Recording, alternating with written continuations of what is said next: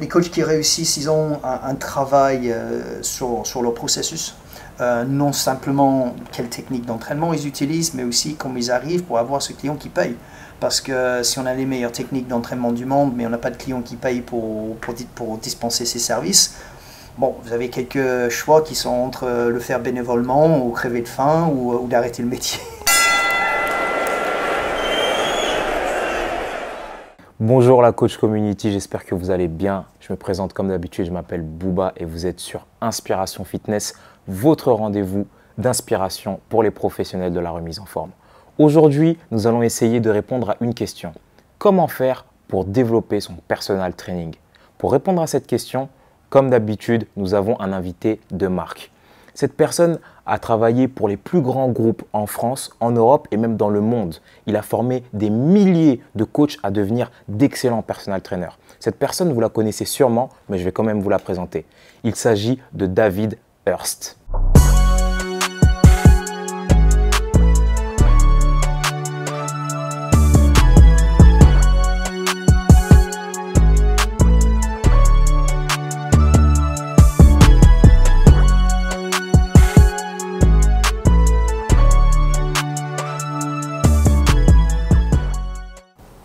Bonjour David. Bonjour Bouba.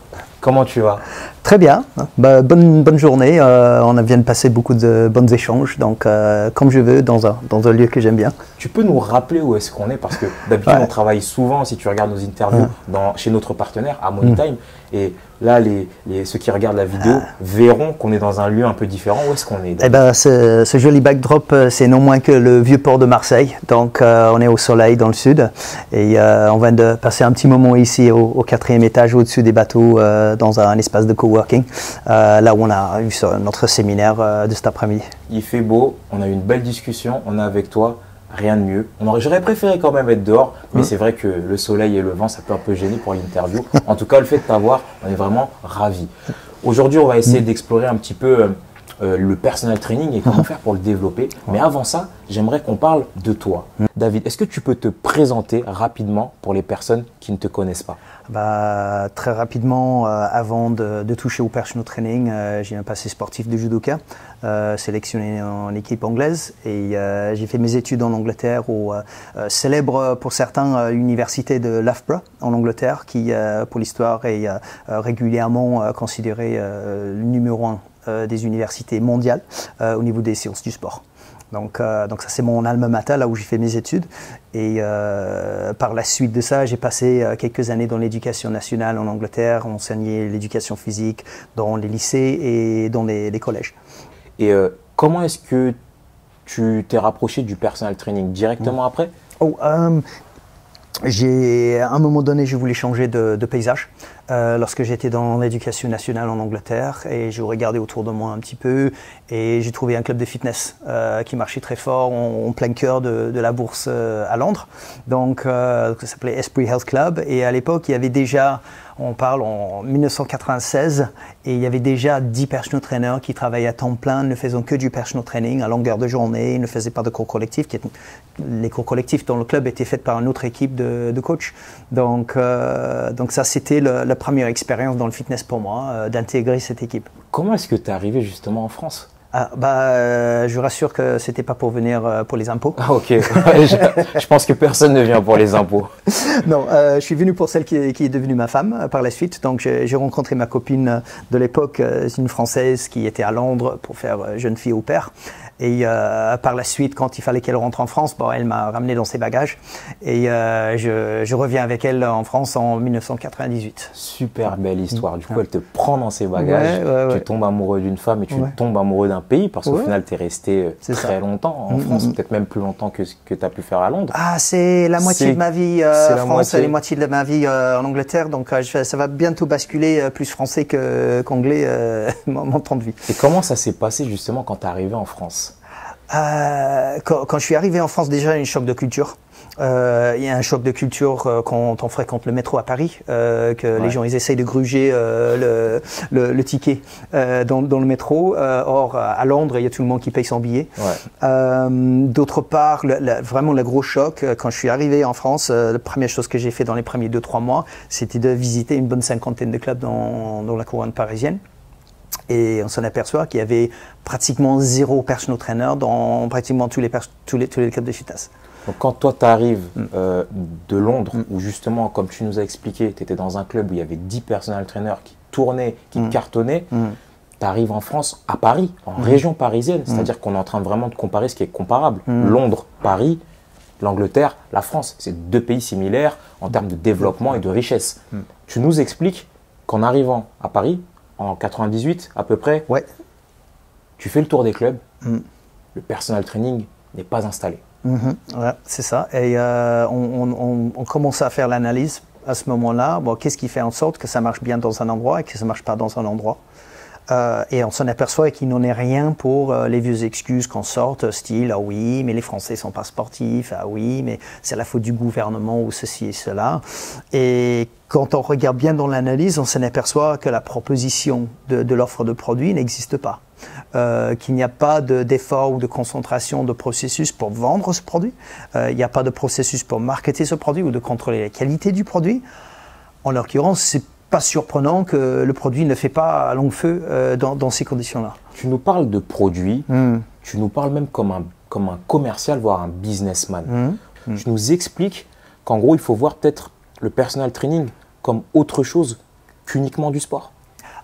Oui, quelque part. Alors, déjà, le personal trainer, quand il va s'occuper de son client, il n'y a pas que des techniques d'entraînement, il y a une relation humaine qui s'installe, il y a un regard sur l'hygiène de vie au niveau holistique, au niveau activité physique certes, mais aussi nutritionnelle, gestion du stress, qu'est-ce qui se passe dans sa vie, comment est-ce qu'il dort, comment est-ce qu'il mange. Donc les bons coachs aujourd'hui deviennent des life coachs. Quelque part, donc c'est d'ailleurs le sujet d'un récent webinaire de Europe Actif. La transmission de personal trainers est devenue des life coachs ou encore des health coachs, des coachs de santé, avoir un regard de 360 degrés sur la vie du client. Donc le métier évolue dans ce sens-là. Les coachs qui réussissent, ils ont un travail sur leur processus. Non simplement quelle technique d'entraînement ils utilisent, mais aussi comment ils arrivent pour avoir ce client qui paye. Parce que si on a les meilleures techniques d'entraînement du monde, mais on n'a pas de client qui paye pour dispenser ses services, bon, vous avez quelques choix qui sont entre le faire bénévolement ou crever de faim ou d'arrêter le métier. Exactement. Parce que, ouais, donc, je vais m'arrêter un petit peu sur ça parce que c'est le point que je trouve assez intéressant. C'est cet aspect business, cet aspect commercial. Tu nous expliques en fait que voilà, le coach doit avoir plusieurs casquettes. Tu nous as parlé d'une approche beaucoup plus holistique du personal training, devenir un life coach, donc un coach de vie. Ça veut dire pas uniquement sportivement. On peut parler de nutrition, on peut parler même de la gestion des émotions, de la gestion du travail, de tous les à côté au final. C'est ce qui définit le life coach. Mais j'aimerais bien surtout m'attarder sur le côté vraiment commercial du coach. Tu nous dis comment est-ce qu'il fait pour faire en sorte que le client paye. Ok. Faire en sorte que le client qui paye, il y a des étapes pour y arriver à ce moment-là, parce qu'il y a beaucoup de coachs qui outrepassent les étapes et ils sont fort déçus qu'il y a beaucoup de clients qui choisissent de ne pas payer ou qui leur disent non, ils ont des refus et ça en décourage beaucoup. Donc, et on s'en aperçoit que c'est toujours parce qu'ils ont sauté quelques étapes. Donc la toute première étape, c'est celui de la prospection. Donc, alors il n'y a pas 36 000, il y en a 5 grandes méthodes de prospection qui sont le onboarding, c'est-à-dire comment est-ce qu'on amène le nouveau client qui arrive dans le club, comment est-ce qu'on lui présente les services dans le club pour dire qu'est-ce qui est compris dans l'abonnement, qu'est-ce qui n'est pas compris dans l'abonnement et ce pourquoi est-ce que c'est intéressant pour le client d'investir un peu plus. Et ensuite lui faire essayer avec les coachs en connaissance de cause qui sait que ça coûte quelque chose et qu'il y a une valeur affichée dans ce produit. Donc ça c'est le processus de mettre systématiquement les clients entre les mains d'un personal trainer. Ça s'appelle le onboarding. C'est créer un voyage client. Là, on puisse vérifier les étapes et vérifier que tout se passe bien pour le client. D'accord. Qu'il prend ou pas des séances de coaching. C'est un impact important aussi bien pour les clients lambda, pour un client qui prend pas de séances de coaching ou celui qui prend, c'est d'avoir ces interactions personnelles avec un professionnel. Voilà. Même s'il n'achète pas de séance, ça a un impact fort positif sur la suite de l'abonnement. Hein, on a parlé de l'étude onboarding de Dr. Paul Bedford en Angleterre, qui a trouvé une transformation des taux de réabonnement 12 mois plus tard, qui faisait presque du simple au double. Hein, c'était 38%, 70% de taux de réabonnement. Donc, c'est pas pour rien on met en place ces séances de onboarding dans le voyage client. Donc ça c'est la première. Premier point. Tu parles d'onboarding. Voilà. Donc ramener le voyage du client en fait. Ramener le client dans la salle, lui montrer ce qui existe, ce à quoi il a droit, ce qu'il peut avoir pour un peu plus, à l'aide d'un professionnel. Inclure le personal training au cœur du processus du onboarding. Et ce n'est pas que pour vendre du personal training, parce que ça a un impact sur la vérification que son travail seul, ça s'est bien passé, et le cours collectif, ça s'est bien passé, si le relationnel entre lui et le prof, ou le cours, ça lui a plu, ou physiologiquement, c'était le bon cours pour lui, ou est-ce qu'il faut changer, est-ce qu'il a eu peut-être un petit mal au dos le lendemain matin de la séance, c'est des choses qui peuvent arriver, et de corriger le tir en cas de problème, ou en cas de difficulté de passage de sédentaire en sportif. Donc, c'est pas que pour vendre du personal training, hein, c'est vraiment, c'est ancré le voyage client pour qu'on puisse s'assurer qu'il passe un bon moment dans ces premières semaines, qui est difficile pour le néophyte. D'accord. Ça, c'est le premier point. Ouais. Donc ça, c'est le onboarding. OK. Donc, deuxième, c'est la prospection directe. OK. Donc, c'est d'avoir des bonnes manières pour pouvoir s'approcher auprès des clients lambda dans les plateaux muscu, cardio training, dans les clubs de fitness, pouvoir amener une discussion à s'inquiéter auprès de si ça se passe bien pour le client, savoir si par la suite, des fois on va inclure un petit échantillon de motivation sur peut-être 2 minutes pour lui montrer que le coach puisse lui aider un petit peu. S'interroger sur ce pourquoi il est venu dans le club. Est-ce qu'il obtient des bons résultats? Qu'est-ce qu'il fait habituellement? Et est-ce qu'il est content des résultats qu'il obtient? Et très souvent, on s'en aperçoit que ça ne se passe pas tout à fait comme le veut le client, qu'il lui manque un petit quelque chose. On a fait deux méthodes. On a fait l'onboarding et ce deuxième, c'est la prospection directe. Approcher les gens directement. Alors, pour la petite histoire, quand je suis venu en France, j'ai vécu les premiers 10 ans auquel j'ai fait 8 déménagements en 10 ans, parce que ma famille est militaire. D'accord. Donc, voilà. Donc après, jeune fille au père, elle est devenue gendarme. Donc, qu'est-ce qui se passe? Le gendarme, ça bouge beaucoup, ça déménage. Moi, j'étais obligé de déménager beaucoup avec. Donc, j'ai quitté tous mes clients en personal training. Et à chaque fois, tu devais t'en reconstruire. Et voilà. Donc, il fallait que je reconstruise. Donc, je n'avais pas le luxe de se dire, OK, je vais me donner 6 mois ou 1 an pour me trouver une clientèle en personal training. Non. Il faut que je trouve des clients dans les prochains 2 mois, sinon je crève de faim. Donc, quand on fait ça 8 fois en 10 ans, on est obligé. Donc là, il y a la réflexion de qu'est-ce qui fait en sorte que je puisse trouver des clients rapidement et faire en sorte que je me retrouve financièrement dans cette nouvelle situation. Donc j'étais dans des situations dans les clubs, là où le 3e, 4e, 5e forme de prospection n'existait pas et le premier non plus. Et je vivais presque exclusivement de ce 2e. D'accord. Ce 3e, c'est le parrainage. Et ça va générer probablement les clients les plus top qualifiés, qui sont les plus faciles à vendre et vous pouvez vendre le plus cher. C'est des clients au final qu'il ne faudra même pas convaincre, car leurs amis les auront déjà convaincus. Et à juste établir le projet, qu'est-ce qu'ils ont vraiment besoin. Et, la vente se passe plus rapidement avec ce genre de personnes. Plus facilement, il y a moins de freins, il y a moins d'objections. Donc, et même encore, s'il y a des objections parce qu'on n'a pas bien ciblé les gens, on a dans les processus des roues de secours et des formules pour éviter les objections typiques comme c'est trop cher, qui éprouvent beaucoup de coachs qui sont en peine de réussite. C'est souvent à cause de sa process. Je viendrai là-dessus tout à l'heure dans la structure du rendez-vous commercial. Donc on a fait onboarding, prospection directe, parrainage. Exactement. Marketing. Alors, le marketing, alors il y a deux moitiés de ça. Il y a le marketing dans le processus dans le club.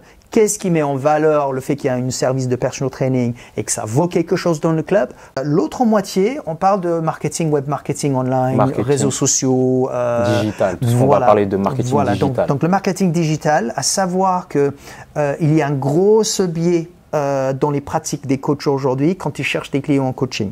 C'est-à-dire qu'on considère que sur les 5 méthodes de prospection, le marketing digital, c'est la moitié d'une, et donc 10%. D'accord. Ok, et pas mal de coachs qui passent 90% de leur temps à faire que du marketing digital. Ils passent leur temps sur Instagram. Ah oui, je suis une fit girl, hashtag healthy life. Je prends en photo ce que je mange parce que j'ai des avocats et des carottes. Et voilà, donc ils passent leur vie sur Instagram. Ouais. Donc déjà, ils passent beaucoup de temps là-dessus quand il y a des clients qu'ils ont déjà qualifiés dans un club de fitness. Ouais. Il y a des gens qui ont déjà payé un abonnement, ils ont déjà mis les pieds dans un club de fitness pour se mettre en forme. Et là, on est en train de chercher sur Instagram sur les gens que peut-être ils veulent se mettre en forme ou pas. Peut-être ils sont prêts à le faire ou pas, peut-être ils habitent près de chez vous ou pas. Bon, encore les digitales, on peut faire du coaching online maintenant, ok.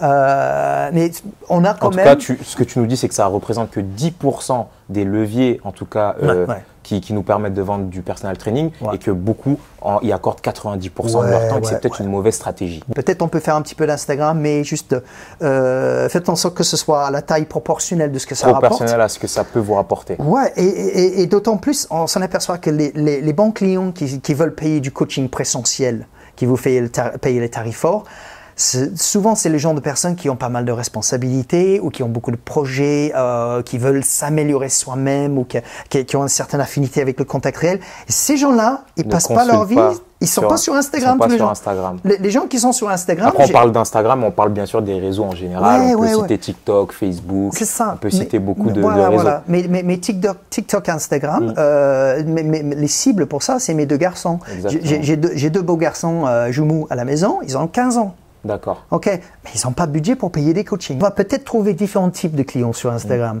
Peut-être on va trouver quelqu'un qui va vous payer 9 € par mois pour des programmes. Peut-être on va vous trouver d'autres types de consommateurs. Peut-être si vous avez la belle gueule, les beaux abdos et les cheveux encore comme Thibaut InShape et vous avez des codes de communication qui permettent de toucher des millions de personnes à chaque fois qu'ils sortent une vidéo sur YouTube. Thibaut InShape, il peut gagner sa vie là-dessus, mais c'est pas en faisant du coaching. Thibaut InShape il gagne sa vie grâce à MyProtein et le Marc de Fringues qui va porter ce mois-ci parce que il a 1 million de vues sur… C'est très intéressant ce que tu dis parce que nous on a fait une interview il n'y a pas longtemps, il y a quelques mois avec un influenceur justement fitness qui est aussi coach sportif qui vend du personal training en ligne qui s'appelle Nash B Fit. D'ailleurs je lui passe le bonjour, toute l'équipe lui passe le bonjour et lui il a une vision qui est un petit peu différente de la tienne donc je t'invite grandement à regarder quand on aura terminé cette interview, l'interview que j'ai passée avec Naj et ça peut-être te faire changer d'avis ou même pour te conforter dans ton avis. En tout cas, ça c'était notre 4e point. Quel est le 5e du coup levier, le dernier? C'est le réseau de prescripteurs. Donc le réseau de prescripteurs, c'est des commerçants qui se trouvent localement. Qui sont autour de notre clientèle cible. Voilà, vous envoyez de la balle. Par exemple, je donne juste un exemple très, très vite. Dans tous les autres pays, en Grande-Bretagne, en Angleterre, en Australie, un personal trainer, quand il fait le premier entretien avec un client, prend toujours la tension artérielle. Donc ça, c'est pas beaucoup de personal trainers en France qui le prennent. Ils ont peut-être un peu peur de toucher à quelque chose de médical. Si on a le réflexe de prendre la tension artérielle, sans faire de diagnostic médical, sans me présenter comme un médecin, sans déborder mes limites, en se disant, ok, on peut mettre une machine sur le bras et puis sur le bouton, même ça, je peux le faire, c'est pas très compliqué.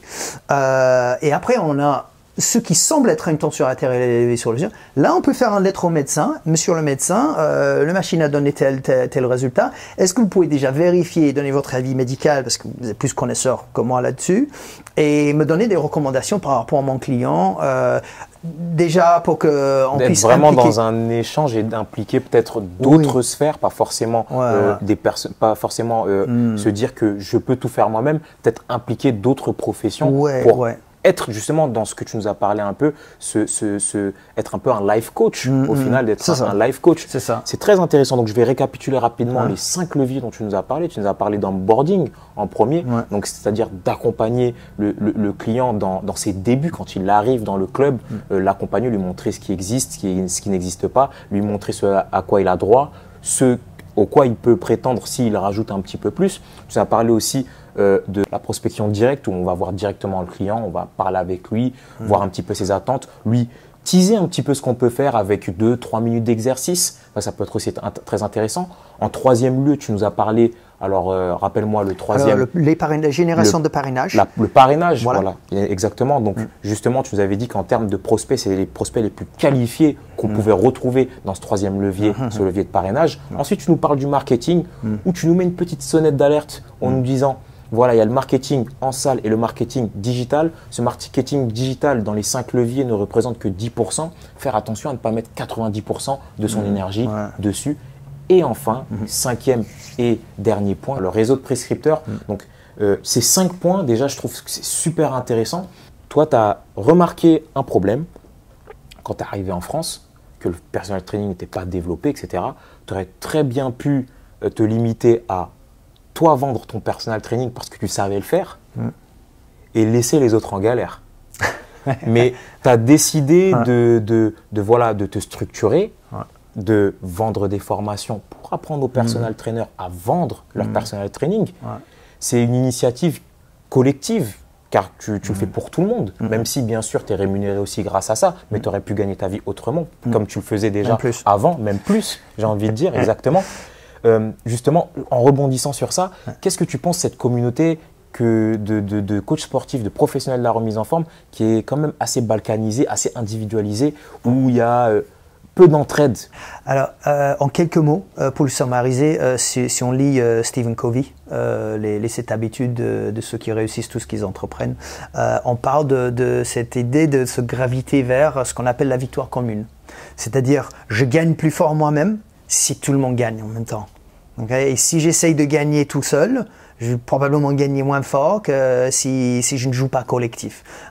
Si je me souviens bien, mais Zinedine Zidane, il n'a pas gagné un Coupe du Monde tout seul. Non, je pense qu'ils étaient 11. Ils étaient même plus avec les remplaçants. Et puis il y a les entraîneurs, il y a les soigneurs, il y a le mec qui lave les maillots. Il y a des milliers de personnes, il y a des millions, il y a 60 millions de personnes qui sont concernées au final. Il y a le stade, il y a peut-être qu'on a acheté les arbitres pour écarter les Anglais contre les Argentins, j'en sais rien. Là, je pense que c'est plus le patriotisme qui ressort avec un petit peu de regret, mais bon. J'aurais bien aimé qu'on gagne cette année-là, mais non. C'était pour vous. Donc on gagne pas tout seul. Et même quand on fait un métier de personal trainer qui est individuel, on s'est remarqué que les meilleurs personal trainers qui réussissent le plus vite, ce sont des personnes plus ouvertes, qui partagent et qui seront comptables aux autres, premièrement. Okay. Deuxième, ils sont friands d'accompagner d'autres personal trainers intégrés, même dans un même club de fitness. Alors, je donne l'exemple phare de ceci. Un beau jour, dans un très gros club à Auckland, ça s'appelle Les Mis World of Fitness, parce qu'il y a quelques-uns qui connaissent ces clubs-là. Dans ce gros club à 17 000 adhérents, il y a eu 2 personal trainers, il y a des années en arrière. Okay. Et le jour où on a fait venir, la direction a décidé de venir un 3e personal trainer, qu'est-ce qui s'est passé? Et les 2 précédents, ils se sont regardés d'une heure jalouse envers l'autre et ils disaient « Ouais, mais celui-là, il va bouffer dans notre gamelle. Okay. Il ne va pas y avoir assez de clients pour tout le monde. Okay. » Donc, figurons quelques 10 ans plus tard, dans ce même club, avec les mêmes mètres carrés, plus ou moins la même quantité d'adhérents, ils ont peut-être progressé un peu, mais c'est plus ou moins le même club. Il y a 100 personal trainers à temps plein qui ne font que du personal training, qui payent $700 par mois pour faire une exploitation de temps plein en personal training. J'ai bien dit 100 personal trainers à temps plein. Donc, c'est quand même… Donc, le gâteau est assez gros pour tout le monde. Le gâteau était beaucoup plus gros qu'on s'en est aperçu. Et il y a une fausse dicton, je dis bien une fausse dicton, qu'il faut souligner, que certains coachs m'ont sorti. C'était, à l'époque, ils disaient « trop de coachs tue les coachs », en craignant la concurrence avec d'autres coachs. Il ne faut pas craindre ça. Je te rejoins totalement dans ce que tu dis, et je pense même que First Round Magazine, en tout cas pour toute l'équipe, c'est l'essence même. Tu viens de définir même l'essence même, nos valeurs et notre histoire. C'est vraiment de partager avec cette communauté de coachs. On a fait le diagnostic et on a établi dans ce diagnostic que finalement, le fait de ne pas partager, c'était même contre-productif pour nous. Qu'est-ce qu'on peut faire, nous, à notre échelle, en tant que personal trainer, en tant que coach, en tant que prof de yoga, en tant qu'instructeur fitness, pour justement réussir à fédérer cette communauté autour d'un projet commun qui va être bénéfique pour tous, Ouais. C'est assez marrant parce que j'en discutais ça en live en ligne il y a 2-3 jours avec un consultant de développement personnel et de leadership, s'appelle Christophe Bess, que pas mal connaissent parce qu'elle est aussi nagée dans le monde du fitness. On lui passe également le bonjour. Voilà. Donc il faut absolument que chacun trouve son intérêt. Le levier de motivation qu'on a eu pour ce dernier exemple, pour y arriver, c'est que le coach, il fallait qu'il trouve son intérêt à faire ça. Et c'est une interaction avec un grand maître de vente en personal training qui s'appelle Ishmael Shane, qui est le big boss des services et référentiels de services dans les clubs en Nouvelle-Zélande. Donc il a, je ne sais pas combien de centaines de personal trainers sous son aile. Mais lui me faisait la remarque un jour, il me dit, David, tu vas dans un club, là où il y a tout le monde qui s'entraîne seul, qu'est-ce que normal? C'est normal de s'entraîner seul. Tu vas dans un club, il me dit, tu vas dans un club là où il y a plein de personal trainers dans tous les coins en train de motiver les gens. Alors certains d'entre eux sont en train de faire des séances payantes, certains sont en train de faire de la prospection. Mais ils sont tous motivés, en train d'interagir avec des gens. La normalité, ça va être de t'entraîner avec un personal trainer. Exactement ça. C'est très intéressant ce que tu nous dis. Donc, plus il y a de coachs, mieux c'est pour le business coaching des personal trainers. Voilà, tout le monde trouve son intérêt et peut-être qu'on arrivera justement à avancer tous ensemble vers un objectif commun. Moi, je pense que tu as merveilleusement répondu à la question. On va terminer, je vais te poser encore 2 ou 3 questions max et on s'arrêtera là parce qu'on a passé un bon moment déjà ensemble. La question que je voulais me poser, c'est s'il y avait un seul conseil que tu devrais donner à une personne qui se met au personal training, qu'est-ce que ce serait? Si vous voulez courir plus vite ou soulever plus de poids, il faut s'entraîner. Il n'y a pas de secret. Si vous voulez être plus performant dans votre business de coaching, il faut s'entraîner. Et s'entraîner en matière de vente, ça veut dire qu'il faut passer des jeux de rôle. Il faut structurer son approche, il faut regarder les exemples, il faut passer du temps à écrire ce qu'on va faire parce qu'on met des morceaux en place dans la tête et après on passe en jeu de rôle. Et le top du top, ce qu'il puisse faire, c'est qu'il passe en jeu de rôle, il fait sa situation de vente, il retourne la situation, il se met une caméra devant lui pour tout son jeu de rôle et que par la suite de ça, il peut regarder sur l'écran sa propre performance avec le workbook de sa structure sous les yeux. Et quand il a le workbook de toutes les réflexions qu'il a eues pour sa structure et il voit son performance, mais il voit d'autres trucs qui décalent un petit peu ou qu'il a oublié certains gestes ou mesures, il a oublié de poser les bonnes questions au bon moment. Là, il a écrit sous les yeux, il est en train de comparer ce qu'il fait vraiment avec ce qu'il devrait faire. À ce moment-là, j'aurais dû. Et il y a tout qui rentre. C'est vraiment un processus d'entraînement comme on peut avoir même pour les cours collectifs ou comme pour des performances physiques. Vraiment, tu nous mets le parallèle et comme le fait de l'imager, ça nous permet de comprendre beaucoup mieux. D'accord. C'est plus cohérent. C'est même tellement flagrant que ce qu'on fait déjà ça pour toutes les autres parties du club de fitness. Exactement, c'est exactement ça. À l'accueil du club, on a des processus commerciaux pour vendre des abonnements ou on a quelqu'un qui travaille en tant que webmaster pour faire les ventes en ligne, des abonnements. Pour les cours collectifs, on a une structure de cours chorégraphie, que ce soit créé par des clubs ou que ce soit créé par une boîte externe.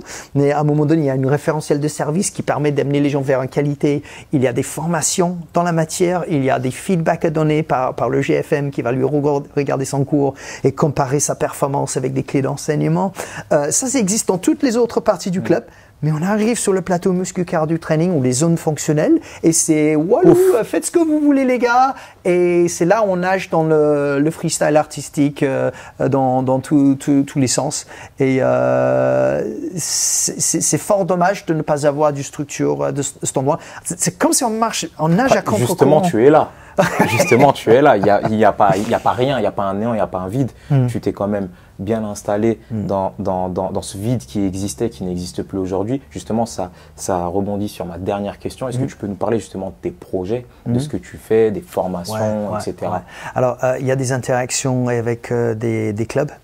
Des indépendants, des chaînes, des réseaux sur l'orchestration, l'implantation de leur service de coaching pour booster les affaires en coaching, pour booster un plus grand nombre de clients, le nombre de loyers qui rentrent par ce biais. Très bien. Donc tu fais des modules pour les entreprises, tu fais des modules pour les indépendants aussi. Voilà. Et Comment est-ce qu'on peut trouver? Est-ce qu'il y a une plateforme, un site? Il y a deux façons de faire. On peut le faire en présentiel. J'arrive dans vos clubs et j'anime la formation pour les managers, pour les coachs en vente ou en expérience client, de la manière de coacher. Et ces mêmes formations peuvent se suivre sur mon site internet. En distanciel, du coup. Voilà, Donc, tu peux nous rappeler ton site internet? Alors, j'ai pas le nom exact. C'est quelque chose du genre davidhurst.podia.com. On peut aussi te retrouver peut-être sur les réseaux. On peut te suivre. Oui, donc j'ai une page Facebook qui s'appelle Personal Training Development. Très bien.